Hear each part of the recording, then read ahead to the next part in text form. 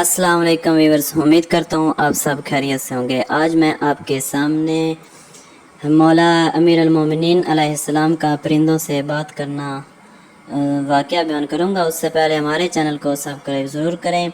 जाबर इब्न अब्दुल्ला अंसारी नकल करते हैं कि एक दफ़ा हज़रत अली अलैहिस्सलाम के साथ सहरा से गुज़र रहे थे कि अचानक हज़रत अमीर अल-मोमिनीन ने अपना चेहरा आसमान की तरफ उठाया और तबस्सुम किया, मुस्कुराए और फरमाया, शाबाश ए परिंदों। मैंने अर्ज़ किया, ए मेरे मौला, किन परिंदों से गुफ्तगू कर रहे हैं?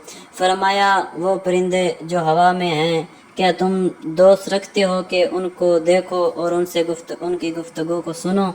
मैंने अर्ज़ किया, क्यों नहीं मेरे मौला।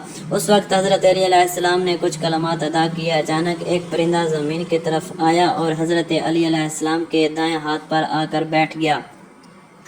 हज़रत अलैहिस्सलाम ने अपना हाथ उसकी पुश्त पर फेरा और फरमाया, खुदा के इज़्न से मुझसे गुफ्तगू करो।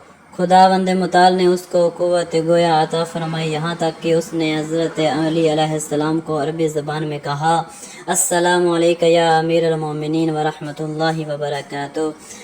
हज़रत अली अलैहिस्सलाम ने जवाब सलाम के बाद उससे फरमाया, इस खुश्क सहरा में क्या ना आबो दाना है, फिर क्या खाते हो?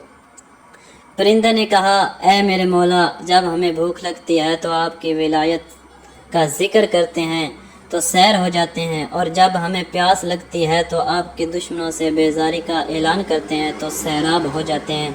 हज़रत अली अलैहिस्सलाम ने फरमाया, बिकल्लाहु फ़ीका। इसके बाद परिंदा परवाज़ करके उठ गया। अगर ये वाक़या अच्छा लगा हमारे चैनल को सब्सक्राइब ज़रूर करें। वस्सलामु अलैकुम व रहमतुल्लाहि व बरकातुहू।